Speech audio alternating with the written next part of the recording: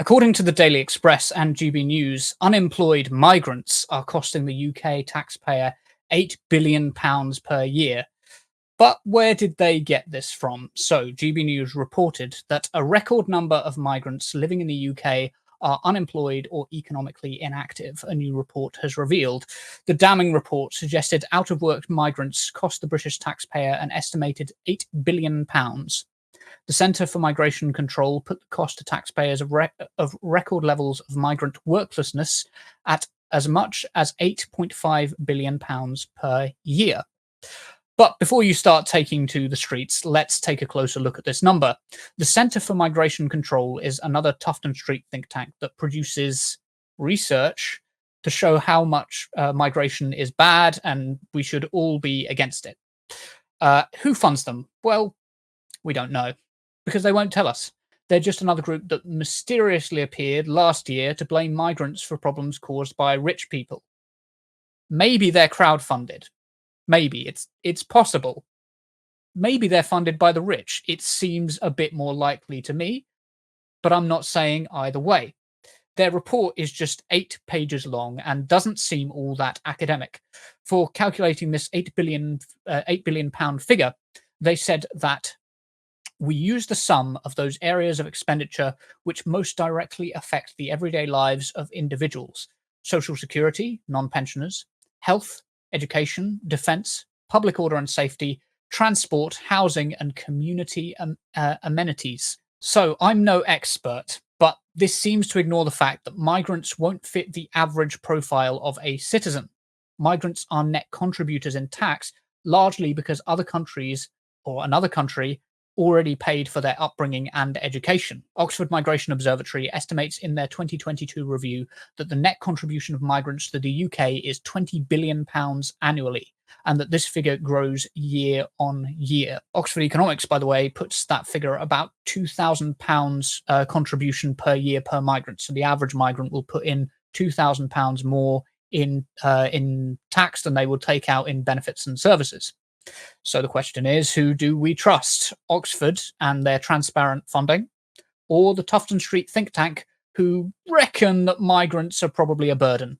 Sarah, we talk about this a lot. Oh, What do you God. make of this story? You just already know what I'm going to say. I'm like, is this contributing to the hostility that people have towards migrants? And it absolutely is.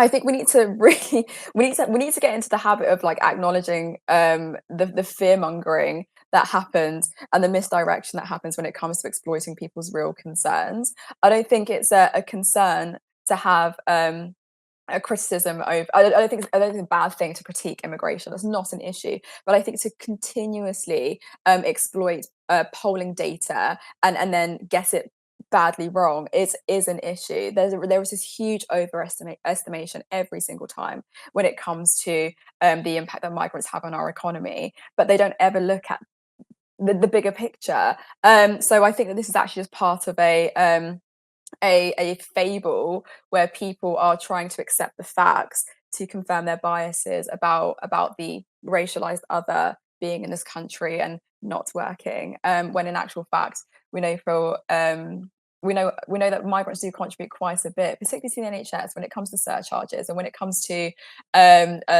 students being in this country, international students, and contributing quite a bit to our universities and our economy as a whole. So I don't know. I think there is an active role being taken in the construction of people's beliefs when they do release data, and I use that quite loosely, like this. And people invest in it and they find enjoyment and solace in it actually as well. And that's what concerns me the most.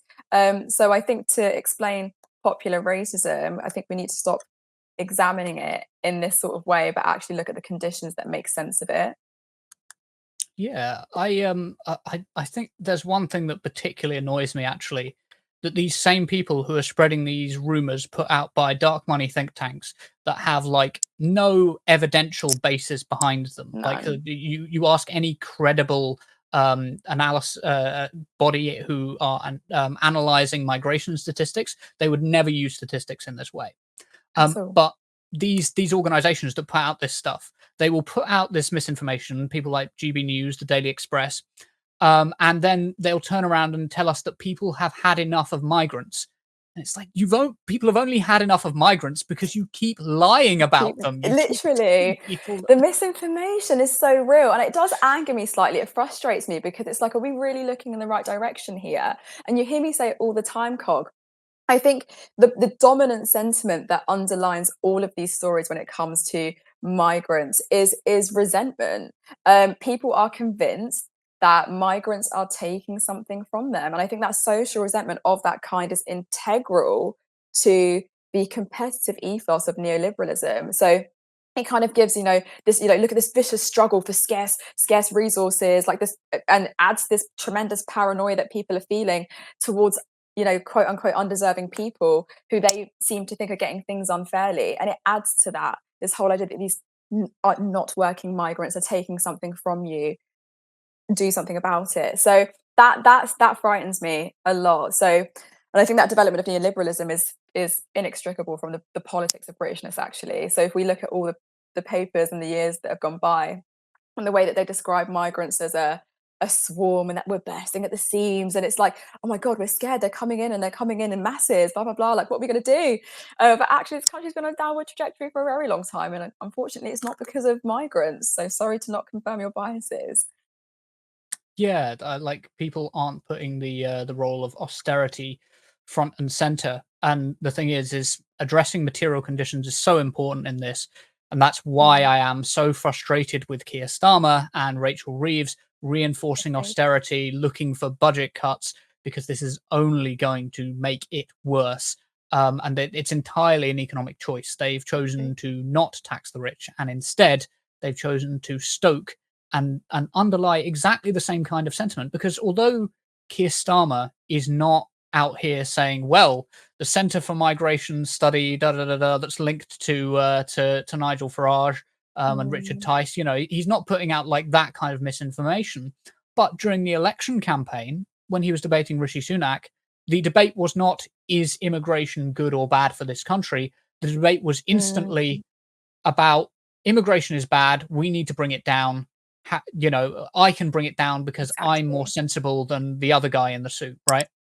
And now Yeah. what we've got is a situation where Labour are in Absolutely. power, and immigration will continue to go up because that's just going to be the trend of the next sort of 20, 30 years. Um, and we've landed Exactly. in a situation, yeah, that it's going to, yeah, it's going to come and shoot him in the foot. Sorry, Sarah, go on.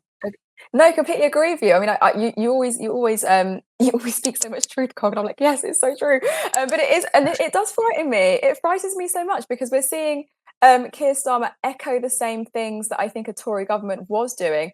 And then when I was watching those debates, I was like, you're actually just spewing the rhetoric that you want people to hear, rather than confronting the truth in that immigration does benefit us in so many ways. Let's talk about that, debunk these myths and misconceptions. So, opportunities where that could have happened didn't happen. And I'm still seeing yet that these opportunities, they will come up. I do wonder whether he will capitalize on that. Um, and really, I think really target his rhetoric towards those that are equally susceptible to that kind of resentment that they have towards migrants. Because we are seeing resentful nationalism kind of on the rise, when we know for a fact that working and middle classes have been on a downward trajectory for quite some time, for decades even. So how are you going to convince those people that their Britain, as they see it, no longer exists, not because of immigration and migrants who aren't working, but actually because of privatization, like you were mentioning earlier, Cog, and deindustrialization, and underinvestment. So I think that needs to be interrogated. Patreon.com, turn left media. Support independent media. Support social justice that's there on social media. Thank you, turn left.